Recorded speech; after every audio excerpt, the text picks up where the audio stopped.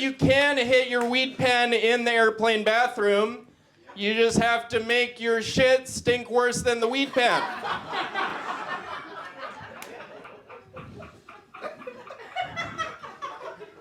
If the shit is mightier than the pen, count yourself a happy little hen. If the pen is mightier than the shit, you may not be able to ride on planes for a bit.